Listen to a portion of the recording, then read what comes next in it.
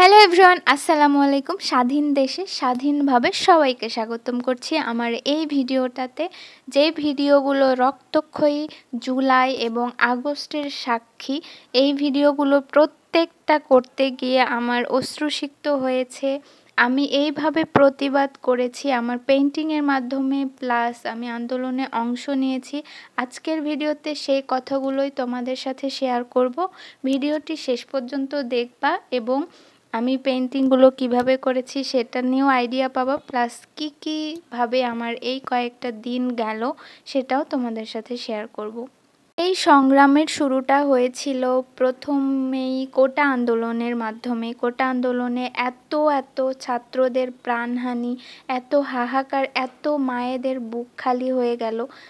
সরকারের আমাদের দেশের জনগণের ওপর এত পরিমাণ অত্যাচার নিপীড়ন, শেষ অবধি প্রত্যেকে মাঠে নেমে যাওয়া এবং স্টুডেন্টরা এমনভাবে তাদেরকে নিজেদেরকে গঠন করেছে যে পুরো বাংলাদেশ একটা ইতিহাসের সাক্ষী হয়ে থাকলো। এই একটা যুদ্ধ, এই রণক্ষেত্রে যারা শহীদ হয়েছেন, মীর মুগ্ধ, আবু সাঈদ সহ আরও অনেকেই, তাদের প্রতি বিনম্র শ্রদ্ধা এবং তারা যেন জান্নাতবাসী হয় সেই দোয়াটা সবসময় করি। আন্দোলনে আমিও অংশ নিয়েছিলাম একজন স্টুডেন্ট হিসেবে, আর আমার ভাইদের পাশে থাকার চেষ্টা করেছি। এই আন্দোলনে আক্রমণ হয়েছিল, আল্লাহর অশেষ রহমতে সেখান থেকে বেঁচে ফিরেছি। আর এইভাবে আমি আমার প্রতিবাদ প্রতিনিয়ত চালিয়ে গেছি। কখনো মনে হয়নি যে জীবনটা চলে যাবে বা আর কি হবে।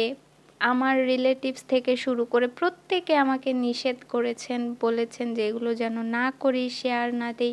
কিন্তু এই জেনারেশনটা নতুন একটা ইতিহাসের সাক্ষী রেখে গেল। ছোটবেলা থেকে দেখে আসছি এই এক সরকারের অধীনে পড়াশোনা, স্কুল, কলেজ সব কিছু কমপ্লিট হয়ে গেল। আর এতটা শোষণ নির্যাতন যে পতনটা আসলেই দরকার ছিল। বাংলাদেশ মুক্তি পেল, স্বাধীন একটা দেশ হিসেবে গঠন হলো। এই স্বাধীনতার পরে অনুভূতিটা ঠিক কতটা উজ্জ্বল, কতটা সুন্দর, যারা এই অনুভূতিটা পাচ্ছেন তারাই একমাত্র বুঝতে পারবেন। আমার মনে হয় যে প্রতিটা বাঙালি আজ খুশি এই অনুভূতিতে। এতটা ভালো লাগা কাজ করছে প্রত্যেকের মাঝে, এতটা আনন্দ, এতটা হাসি সাধারণ জনগণের মুখে আমি এর আগে কখনো দেখিনি।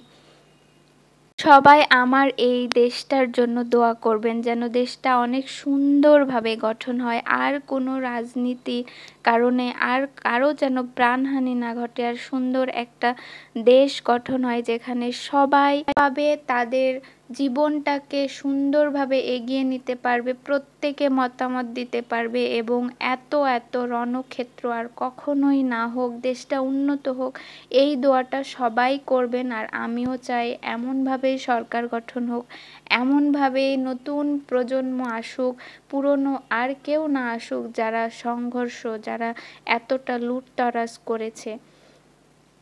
তো আজকের ভিডিওটা বকবক করতে করতেই শেষ হয়ে গেল। প্রত্যেকটা পেইন্টিং আপনাদের কাছে কেমন লেগেছে কমেন্টে জানাবেন, আর পাশে থাকার জন্য ধন্যবাদ। আল্লাহ হাফেজ। কমেন্টে জানান আপনার অনুভূতি স্বাধীনতার পরে।